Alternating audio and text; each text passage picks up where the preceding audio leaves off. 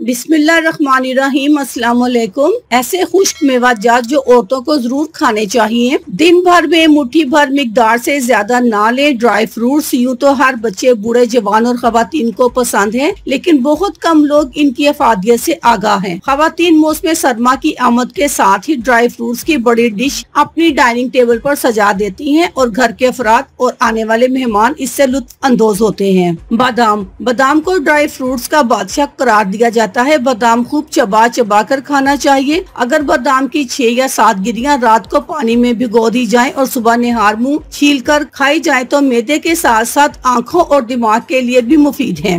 बादाम के साथ किशमिश का इस्तेमाल करें। कड़वे बादाम किसी सूरत ना खाएं, क्योंकि इनमें एक खास किस्म का जहर पाया जाता है जो आंखों की बीमारी का बाइस बनता है। अखरोट, इसमें पाए जाने वाले विटामिन और मादनी नमक से न सिर्फ मसल्स मजबूत होते हैं, बल्कि इससे मेटाबॉलिज्म भी तेज होता है। अखरोट मिकदार में कम खाने चाहिए, क्योंकि ये गले में खराश और मुंह में छाले बनने का मौजब बन सकता है। अखरोट खाने के बाद चाय पीना नुकसानदेह है, क्योंकि इससे खांसी होती है। अलबत्ता अखरोट की भुनी हुई गिरी खाने से खांसी खत्म हो जाती है। अखरोट के साथ किशमिश का इस्तेमाल ना करें। चलगोजा, ये खुसूसन जिगर और गुर्दों के लिए मुफीद है। इसमें कोलेस्ट्रॉल नहीं पाया जाता। चलगोजे की थोड़ी सी मिकदार लंबे अरसे तक वजन कम करने में माविन है। चलगोजा हमेशा खाने के बाद इस्तेमाल करें, वरना भूख कम हो जाएगी। ये भी याद रखें कि 20 ग्राम से ज्यादा चलगोजे खाने से सर और जिस्म के मुख्तलिफ हिस्सों में दर्द हो सकता है। काजू, कापर, मैग्नीशियम और ना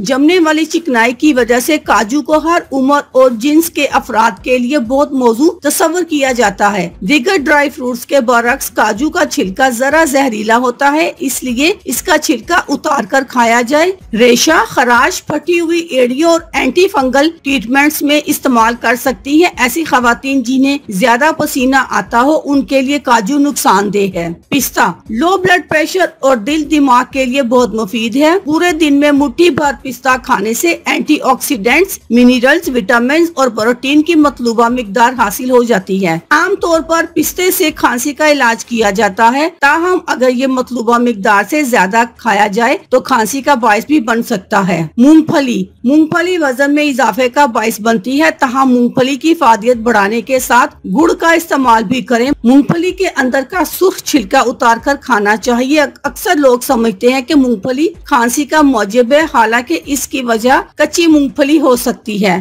अल्लाह हाफिज, शुक्रिया।